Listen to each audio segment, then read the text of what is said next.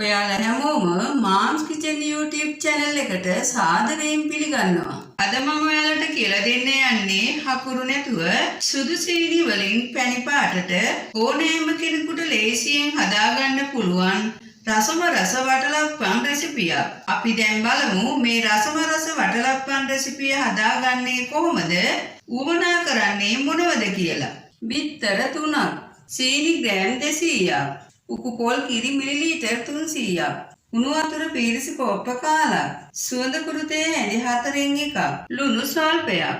මුලින්ම සීනි කැරමල් කරගන්න සීනි ග්‍රෑම් 200න් සීනි වැසි හැඳි 3ක් භාජනයට එකතු කරගෙන ගින්දර සාමාන්‍ය ප්‍රමාණයට දාගන්නවා. සීනි එක හැඳි පාවිච්චි කරන්නේ නැතුව මේ විදිහටම කැරමල් කරගන්නවා. සීනි කැරමල් වුණාට පස්සේ උණු වතුර එකතු කරගෙන හොඳින් කලවම් කරගන්නවා. වටලප්පම් එකේ ලස්සන පාටක් ගන්න කැරමල් එක හදාගන්නකොට මේ වගේ තද පාටට හදාගන්න.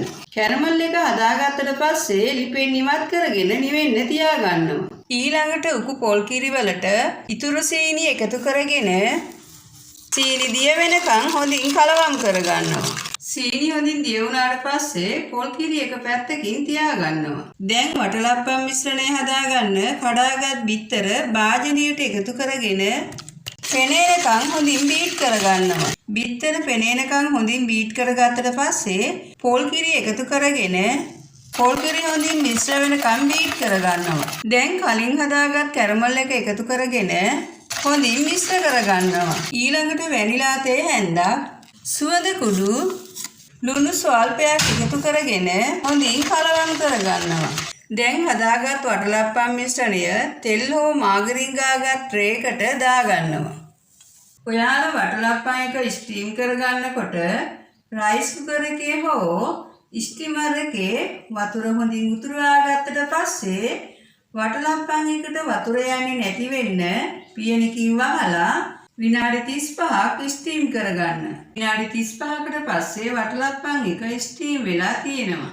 වටලප්පම් එක නිවුනට පස්සේ මේ විදියට ප්ලේට් එකකට මාරු කරගන්න.